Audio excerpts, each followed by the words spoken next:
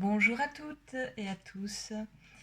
Alors on va continuer la série des tarots, des arcanes majeurs, pour tous les passionnés du tarot, de tarologie. Aujourd'hui j'ai envie de vous décrire la carte de la papesse, appelée aussi la grande prêtresse. C'est une carte pour moi qui me fait beaucoup penser au signe d'eau, particulièrement au signe du scorpion. Parce que pour moi la grande prêtresse, c'est un peu la gardienne des secrets.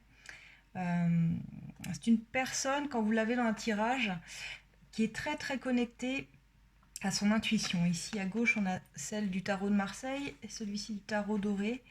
Elles ne se ressemblent pas forcément, il y en a une qui fait plus sage ici que celle-ci. En tout cas, la prêtresse, la papesse, elle a le savoir, la connaissance des secrets de l'humanité.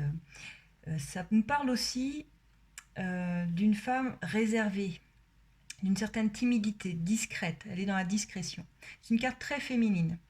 Elle a trait à, comme je dis, à tout ce qui est caché également. C'est pas une carte de passage à l'action, c'est plutôt une carte qui nous invite à suivre notre intuition. Quand on l'a dans un tirage, on vous demande de vous écouter. Quelles sont vos intuitions? C'est un jeu qui vous invite à méditer aussi sur votre monde intérieur.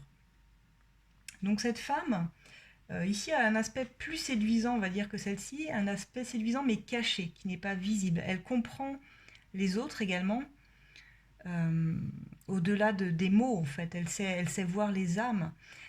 Ça représente toute la sphère des choses que l'on sait intuitivement, dans les aspects, la compréhension. La papesse, elle sait. Elle a toutes les réponses en elle. Elle observe, elle ne parle pas forcément. Elle parle que quand elle sait, en fait. Mais elle sait déjà tout, j'ai envie de dire. Elle sait déjà tout par son intuition. Et elle sait considérer les choix avec raison aussi. Donc, cette carte-là, c'est quelqu'un qui voit la vérité. Qui voit la vérité parce qu'elle écoute sa petite voix intérieure. Et la vérité, elle la voit même si elle est difficile. C'est une carte de prise de recul aussi, de retrait un peu, quand on a cette papesse. Comme je vous dis, elle n'est pas du tout dans l'action. C'est quelqu'un qui est dans l'écoute également, qui a besoin de temps, de tranquillité. La papesse, elle fait un travail sur elle-même pour revenir à l'essentiel. C'est également la carte des secrets, des choses cachées, que l'on ne sait, enfin que l'on ne sait pas qu'on ne sait pas. Si on les sait, on les devine. Mais en général, on peut avoir cette carte-là quand il y a des secrets, des choses cachées, puisque c'est une carte d'une femme silencieuse. Comme je vous dis, c'est la gardienne des secrets, des mystères. Elle lit entre les lignes. Elle sait ce qui est caché, justement. Parce qu'elle est, c'est une porte entre le monde divin et terrestre, entre le céleste, j'ai envie de dire.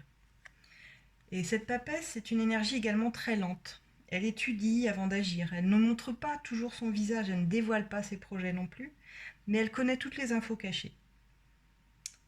Donc voilà ce que j'avais à dire sur cette carte. Si vous l'avez en blocage, cette carte-là, ça voudrait dire que vous avez peut-être une information, vous savez quelque chose, mais que vous refusez d'écouter votre intuition. Si jamais vous l'aviez voilà, à l'envers dans un tirage, renversé ou en carte de blocage, pardon, ça voudrait dire ça, que vous ne suivez pas votre intuition, que vous avez les connaissances pour comprendre ce qui est caché, mais pour ça qu'il faut vous reconnecter à votre intuition, parce que, comme on voit ici, elle tient le livre de sa vie, elle réfléchit, elle étudie. Voilà ce que j'avais à dire sur la prêtresse, la papesse.